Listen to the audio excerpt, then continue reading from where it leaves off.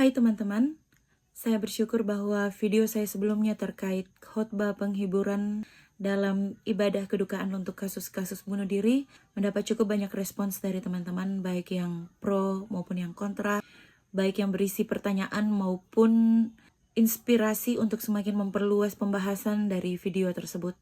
Itu tanda bahwa kita semua masih aktif berteologi, karena sejatinya berteologi memang adalah tugas semua orang Kristen, tugas semua warga gereja. Jadi jangan mengira bahwa itu hanya tugas mahasiswa teologi atau para pendeta, karena dengan mempertanyakan siapa Tuhan bagi kita, bagaimana Tuhan terlibat dalam kehidupan kita, ataupun pertanyaan-pertanyaan lain, kalau itu kita lakukan dalam kesungguhan untuk semakin mengenal Tuhan dengan benar, maka kita juga sudah berteologi. Nah, terkait video saya sebelumnya, saya ingin menekankan di sini bahwa saya sama sekali tidak mendukung apalagi membenarkan perilaku bunuh diri. Bagaimanapun tindakan tersebut merupakan tindakan yang sangat melanggar kehendak Tuhan, namun perlu juga kita catat bahwa pemicu dari tindakan tersebut sangat beragam sehingga kita tidak bisa menyamakan semua kasus.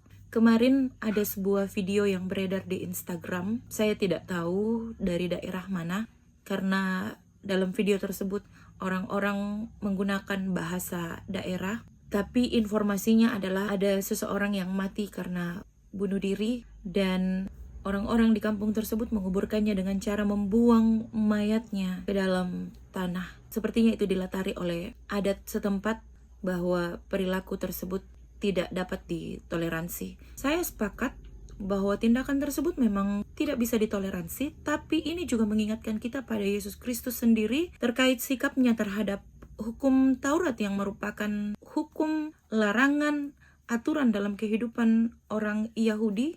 Tetapi ketika Yesus hadir, Yesus sangat menekankan jangan sampai ketaatanmu terhadap hukum Taurat secara buta membuatmu meninggalkan atau melupakan dasar dari hukum Taurat itu sendiri, yaitu kasih. Makanya Yesus pernah memberi contoh tentang keledai yang jatuh ke dalam sumur. Seandainya itu terjadi di hari Sabat, apakah orang akan menunda untuk menyelamatkan keledai tersebut karena itu hari Sabat? Tidak. Penekanan Yesus di situ adalah jangan sampai tindakan kasih, tindakan untuk menolong jadi terhalang karena ketaatan buta terhadap aturan. Maka dalam pemahaman yang sama, saya mau mengatakan, sekalipun bunuh diri merupakan tindakan yang tidak dikehendaki Tuhan, tapi bukan berarti kasih kita berhenti sampai di situ. Kita harus tetap menyatakannya dengan cara mengasihi keluarganya, bahkan dengan memberikan pendampingan dan pelayanan kedukaan bagi mereka. Nah, terkait khotbah yang saya bahas dalam video sebelumnya, ada beberapa teman yang mengutip teks-teks Alkitab, ada yang merujuk pada kisah kematian Yudas yang mati dengan cara gantung diri. Kalau kita mengingat pemicu terjadinya peristiwa tersebut, maka sangat jelas bahwa Yudas melakukannya dalam ketidakmampuannya untuk berdamai dengan perasaan bersalahnya setelah ia mengkhianati Yesus. Kemudian kalau kita memperhatikan teks-teks dalam Perjanjian Lama, ada beberapa tokoh Alkitab yang juga mengakhiri hidupnya.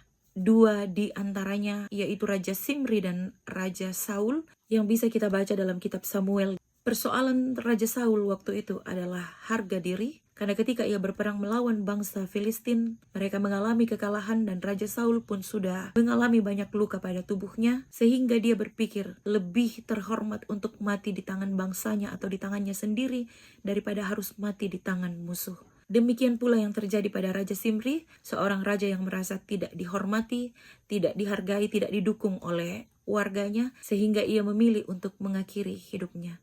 Semua persoalan-persoalan ini, persoalan harga diri, persoalan ketidakmampuan berdamai dengan rasa bersalah, masih sangat relevan dalam konteks kita sekarang. Bahkan sudah mengalami banyak perkembangan karena di zaman kita sekarang banyak orang bisa memilih mengakhiri hidup karena persoalan kekecewaan, merasa tidak dicintai, merasa kesepian, merasa terluka secara batin karena ucapan, tindakan orang-orang di sekitar, bahkan tindakan orang-orang terdekatnya sendiri. Sehingga memang sangat perlu untuk memahami latar setiap kejadian. Tugas kita semua adalah untuk mengingatkan satu sama lain bahwa kita semua berharga di hadapan Tuhan, bahwa merasa bersalah dan memohon ampun itu sebuah sikap yang sangat disenangi Tuhan. Tuhan meminta kita untuk tidak larut dalam perasaan bersalah, karena untuk itulah Allah mengutus Kristus ke dalam dunia, supaya kita manusia dalam perasaan tidak berdaya karena dosa, dalam ketidakmampuan kita untuk mengatasi itu semua, Allah memerdekakan kita, menebus kita melalui pengorbanan Kristus, sehingga untuk mengakhiri hidup karena persoalan-persoalan kehidupan sungguh perlu untuk kita pikirkan berkali-kali, karena kita adalah anak-anak yang begitu disayanginya, dan kita diajar untuk meyakini bahwa persoalan kita seburuk apapun, sekelam apapun, Tuhan selalu punya cara untuk menolong kita. Kita hanya perlu mengingat bahwa kalau Tuhan pernah mati untuk kita, dikuburkan dan turun ke dalam dunia orang mati, maka itu seharusnya cukup untuk meyakinkan kita bahwa dalam pergumulan-pergumulan kehidupan, dalam masa-masa tersulit kita, dalam kondisi kehidupan yang paling gelap sekalipun, Tuhan ada di sana karena Dia sendiri telah melalui lorong-lorong kegelapan di dalam kematiannya sebelum akhirnya Ia mengalami kebangkitan. Terkait kasih Tuhan yang merangkul kita baik ketika hidup maupun mati, itu benar adanya, karena siapapun yang ada di dalam Kristus, maka Kristus adalah Tuhan baginya ketika ia hidup maupun ketika ia sudah mati. Yang menjadi persoalan kita sekarang adalah karena kita sangat judgmental, kita sangat menghakimi bahwa mereka yang mati dengan cara bunuh diri tentulah akan mendapat hukuman yang sangat berat dari Tuhan. Tetapi kita lupa bahwa itu adalah domain dari Tuhan, itu ranahnya Tuhan yang kita tidak bisa campuri.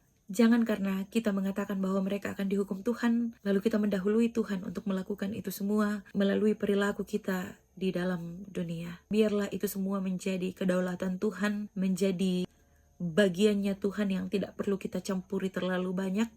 Kita cukup berjuang dalam kebaikan, menebarkan kasih selagi masih ada waktu.